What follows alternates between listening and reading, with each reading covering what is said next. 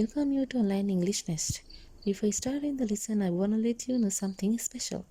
There are some people can't understand any of the word if I teach only in English. Therefore, I will explain the lesson in Sinhala also. It will be fair to everyone. So, if I say it in Sinhala, ඔයාලා හැමෝම online ඉංග්‍රීසි කැදැල්ලට සාදරයෙන් පිළිගන්නවා. පාඩම් පටන් ගන්න කලින් මම ඔයාලට විශේෂ දෙයක් කියන්න ඕනි. ඒ තමයි මම හිතන විදිහට මේ වීඩියෝ එක බලන බහුතරයකට එක වචනයක්වත් තේරුම් ගන්න බැරි වේවි. මම මේ පාඩම ඉංග්‍රීසියෙන් විතරක්ම ඉගෙනුවොත්. ඒ නිසා මම මේ පාඩම සිංහලෙන්වත් පැහැදිලි කරන්න. ඒක හැමෝටම සාධාරණ වේවි. And also you can download all the lesson notes from my Facebook page. It will be easier to everyone to understand the lesson well. I will put the link of this lesson under the description section. You can gain it from the link. ඒ වගේම ඔයාලට පුළුවන් පාඩම් සටහන් සියල්ල මගේ Facebook පිටුවෙන් download කරගන්න. පාඩම හොඳින් තේරුම් ගන්න ඔයාලට ඒක පහසුවක් වේවි. මම description section එකේ මේ පාඩමේ link එක දාන්න. ඔයාලට පුළුවන් එතනින් ගිහිල්ලා මේ පාඩමට අදාළ notes ටික download කරගන්න. I think you have seen my post about the English alphabet. So, as I promised, today I am going to teach you how to write English alphabet correctly. මම හිතනවා ඔයාලා මගේ ඉංග්‍රීසි හෝඩිය පිළිබඳ Facebook post එක දකින්න ඇති කියලා.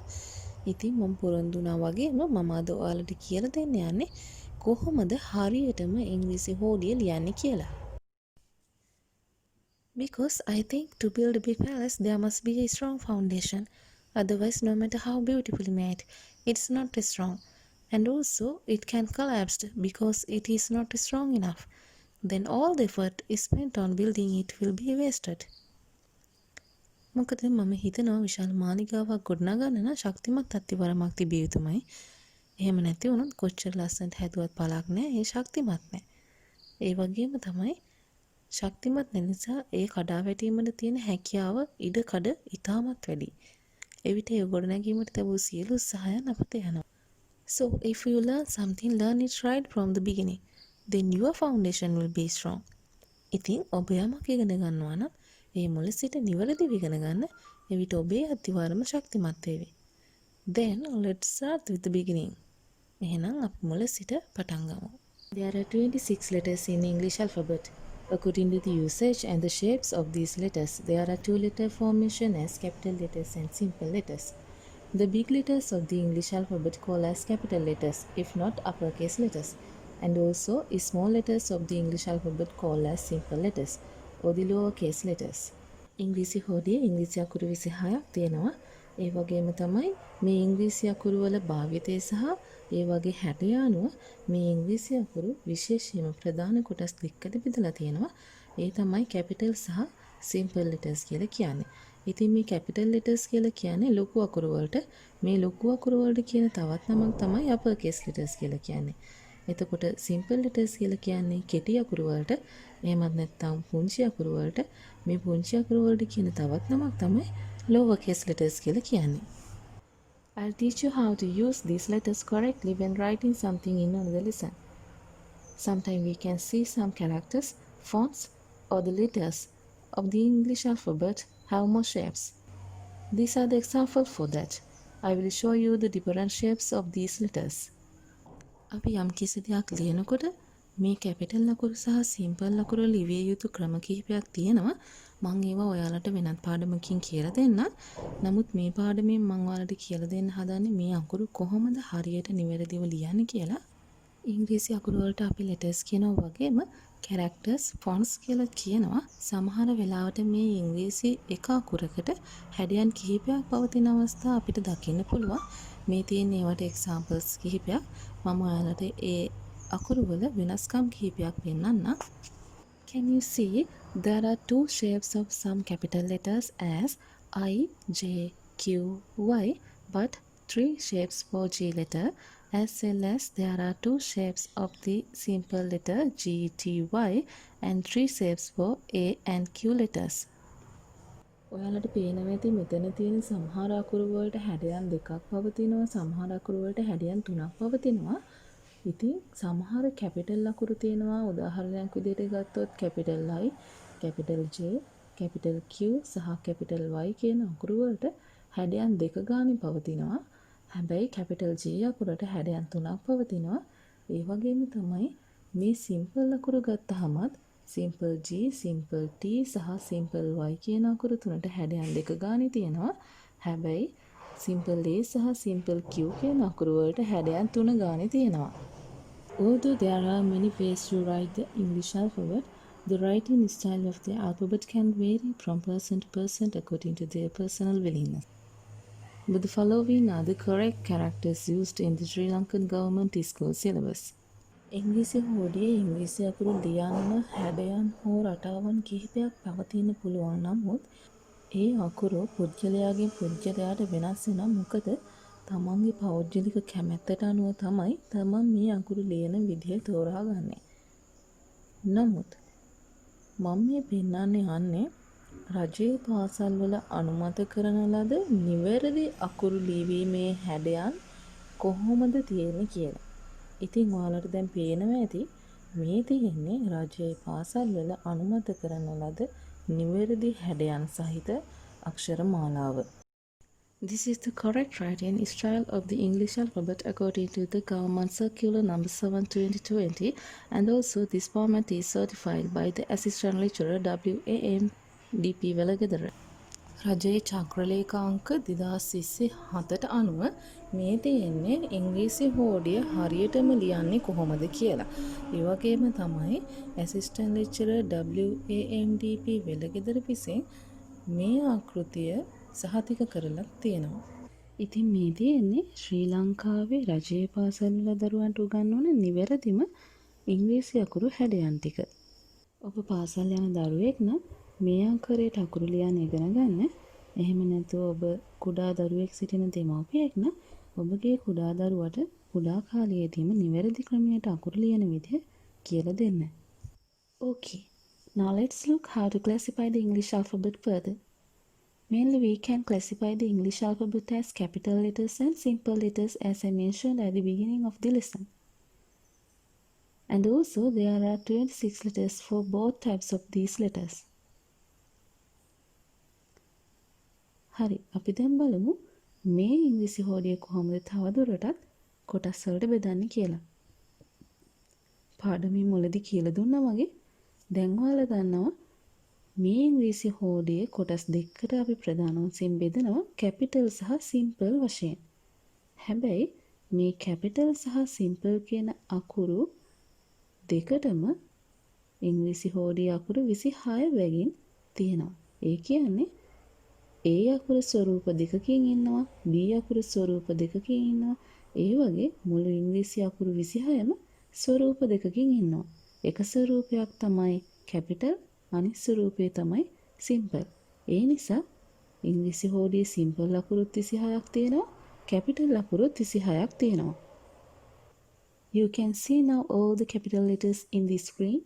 These are the capital letters. You can stop the video and have a look leisurely. දැන් ඔයාලට පේනවා ඇති කැපිටල් අකුරු 26 මොනවද කියලා. මේ තියෙන්නේ කැපිටල් අකුරු 26. ඔයාලට මම මේ ස්ක්‍රීන් එකේ දාලා තියෙනවා බලන්න. මේ තියෙන්නේ කැපිටල් අකුරු 26. ඔයාලට පුළුවන් වීඩියෝ එක ටිකක් නතර කරලා මේ අකුරු හොඳින් අධ්‍යයනය කරලා බලන්න. And these are the simple letters. ඒ වගේම තමයි මේ තියෙන්නේ සිම්පල් අකුරු 26.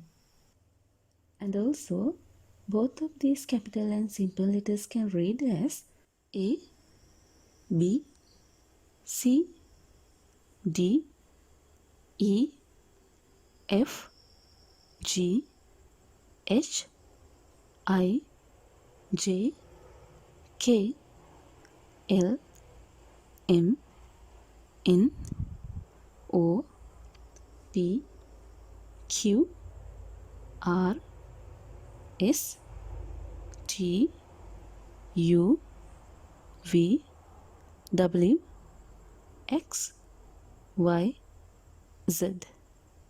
Again, let's read with me. A, B, C, D, E, F, G, H, I, J, K, L, M, N, O, P, Q R S T U V W X Y Z.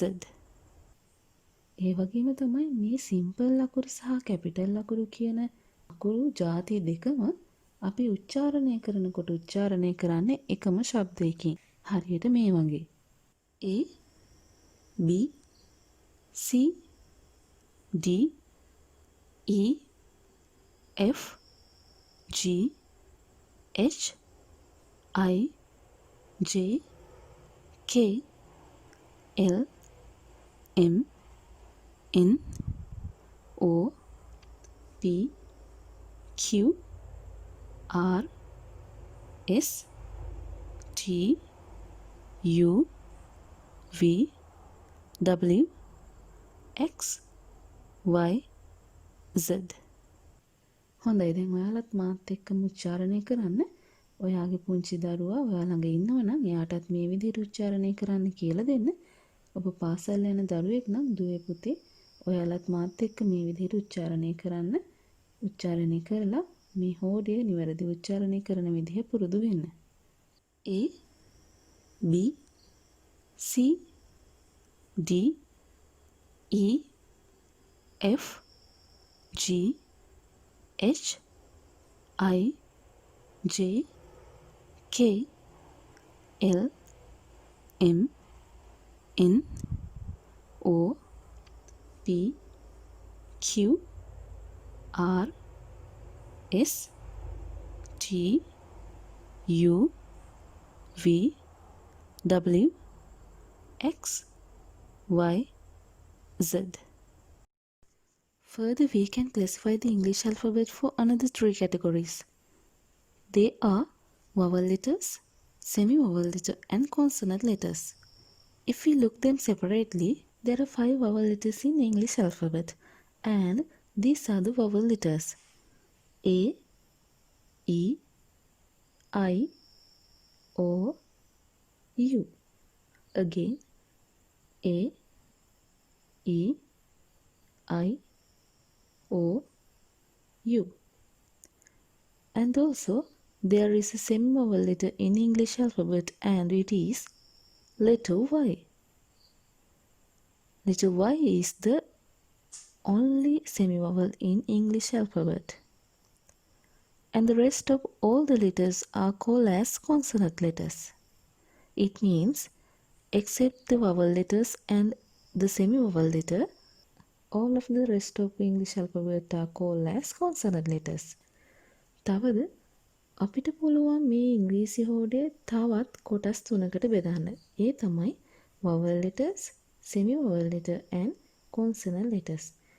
ඒ කියන්නේ vowel කියලා කියන්නේ ස්වර අක්ෂර වලට, semi-vowel කියලා කියන්නේ අර්ධ ස්වර වලට, consonant කියලා කියන්නේ ව්‍යංජන අක්ෂර වලට. ඉතින් අපි මේ කොටස් තුන වෙන වශයෙන් බැලුවොත් ඉංග්‍රීසි හෝඩේ ස්වර අකුරු එහෙම නැත්නම් vowel letters පහක් තියෙනවා. ඒ තමයි A, E, I, O, U. ආපහු සරයක් කියමු. A, E, I, O, U. එතකොට අපේ මේ ඉංග්‍රීසි හෝඩියේ තියෙන්නේ එකම එක semi vowel අකුරයි. ඒ කියන්නේ එකම එක අර්ධ ස්වරයයි. ඒක තමයි letter Y. ඒ කියන්නේ Y අක්ෂරය තමයි මේ ඉංග්‍රීසි භාෂාවේ තියෙන අර්ධ ස්වරය. තවද මේ vowel අකුරු සහ semi vowel අකුරු ටික ඉවත් වුණාට පස්සේ ඉතුරු වෙන අනිකුත් සෑම අක්ෂරයක්ම අපි හඳුන්වනවා consonant letter එකක් කියලා. එහෙමත් නැත්නම් ව්‍යංජන අක්ෂරයක් කියලා.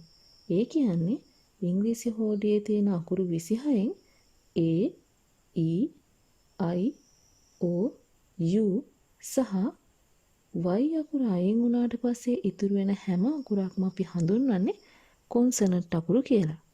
Okay, this is the end of today's lesson. I wanted to teach you today how to write English alphabet correctly, and I think I did my level best for you. After wind up the lesson, let's briefly summarize the things what we learned today. We learnt about the English alphabet, and there are 26 letters.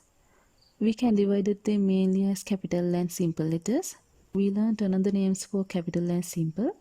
For capital letters, we can say uppercase letters, and for the simple letters, we can say lowercase letters. And also, we divided the English alphabet into another 3 categories. They are vowel, semi-vowel, and consonant. Vowel letters are A, E, I, O, U, and semi-vowel is letter Y. All the other letters called as consonant letters. හරි ඉතින් මේක තමයි අද පාඩමේ අවසාන කොටස. මට අද ඕනේ ඔයාලට කොහොමද හරියට මේ ඉංග්‍රීසි හෝඩිය ලියන්නේ කියලා දෙන්න. ඉතින් මම හිතනවා මට පුළුවන් උපරිමයෙන් මම ඔයාලා වෙනුවෙන් අද දවසේ පාඩම කියලා දුන්නා කියලා. අද පාඩම අපි නිමා කරන්න ප්‍රථමයෙන් නැවත වතාවක් අපි කෙටියෙන් බලමු අද මොනවද අපි ඉගෙන ගත්තේ කියලා. අපි අද ඉගෙන ගත්තේ ඉංග්‍රීසි හෝඩිය ගැන. මේ ඉංග්‍රීසි හෝඩියට අකුරු 26ක් තියෙනවා. ඒ වගේම අපි ප්‍රධාන වශයෙන් කොටස් දෙකකට මේ ඉංග්‍රීසි හෝඩිය වෙන් කරා. ඒ තමයි කැපිටල් සහ සිම්පල් අකුරු විදිහට. අපි කැපිටල් අකුරු වලට අපර් කේස් ලෙටර්ස් කියලාත් කිව්වා. ඒ වගේම සිම්පල් අකුරු වලට ලෝවර් කේස් ලෙටර්ස් කියලාත් කිව්වා. තවද අපි මේ ඉංග්‍රීසි හෝඩිය තවත් කොටස් තුනකට බෙදුවා. ඒ තමයි වවල්, සෙමි වවල් සහ කොන්සනන්ට්. මේ වවල් කියලා කියන්නේ ස්වර අකුරු වලට, සෙමි වවල් කියලා කියන්නේ අර්ධ ස්වරයට සහ කොන්සනන්ට් කියලා කියන්නේ ව්‍යංජන අකුරු වලට. එතකොට වවල් අකුරු ටික තමයි A, E, I, O, U කියලා කියන්නේ. ඒ වගේම අපි අද ඉගෙන ගත්තා ඉංග්‍රීසි හෝඩියේ තියෙන එකම අර්ධ ස්වරය Y අකුර කියලා. තවද මේ A, E, I, O, U සහ Y අකුර හැරුණකොට ඉතුරු වෙන සෑම අකුරකටම කියන නම කොන්සනන්ට් කියලාත් අපි අද ඉගෙන ගත්තා. ඒ කියන්නේ ව්‍යංජන අකුරු කියලාත් අපි අද ඉගෙන ගත්තා. This is the end of today's lesson, and I hope to teach you about the 3 categories with the example and the usage of them. So I must thank you for being with me. Let's meet with English Alphabet Part 2 video clip. You can download the notes of this lesson from my Facebook page, and please do subscribe my YouTube channel and follow my Facebook page if you think this will be more helpful to improve your knowledge. And please share your thoughts under the comment section. If you learned some new thing, please share this among your friends to learn, and also tell them also to subscribe and stay in touch. So touch the bell icon and stay tuned. Thanks for watching and stay safe. Goodbye and have a nice day. හොඳයි ඉතින් මේක තමයි අද පාඩමේ අවසානය. මම බලාපොරොත්තු වෙනවා ඉදිරියේදී තවත් වීඩියෝ එකකින් ඔයාලට වවල්, සෙමි වවල් සහ කොන්සනන්ට් ගැන කියලා දෙන්න. ඒ වගේ උදාහරණත් එක්කම ඒ වගේම ඒව භාවිතා කරන්නේ කොහොමද කියලා මම ඔයාලට ඉදිරියේදී කියලා දෙන්න. ඉතින් අපි English Alphabet Part 2 කියන වීඩියෝ එකකින් මුණ ගැහිමු. ඔයාලට පුළුවන් මේ පාඩමේ notes ටික මගේ Facebook page එකෙන් download කරගන්න. ඒ වගේම ඔයාලා හිතනවා නම් ඔයාලගේ ඉංග්‍රීසි දැනුම වර්ධනය කරගන්න මේක රුකුලක් වෙයි කියලා මගේ YouTube channel එක subscribe කරන්න වගේ මගේ Facebook page එක follow කරන්න අමතක කරන්න එපා. ඒ වගේම මම කැමතියි ඔයාලගේ අදහස් මාත් එක්ක බෙදා ගන්නවා නම් ඔයාලට කියන්න යම් දෙයක් තියෙනවා නම් comment section එකේ comment එකක් දාන්න. එතකොට මට පුළුවන් ඔබට අවශ්‍ය විදිහට මගේ ඉදිරි videos ටික දාන්න. ඒ වගේම අද දවසේ මේ පාඩමේ අලුත් දෙයක් ඔයා ඉගෙන ගත්තා නම් ඔයාගේ යාළුවන්ටත් ඒ දේ දැනගන්න පිණිස ඔයා මේක share කරන්න. ඔයාගේ යාළුවන්ටත් කියන්න මගේ channel එක subscribe කරලා මාත් එක්කම රැඳී ඉන්න කියලා. එහෙනම් ඔයාලා හැමෝටම සුබ දවසක්. පරිස්සමින් ඉන්න.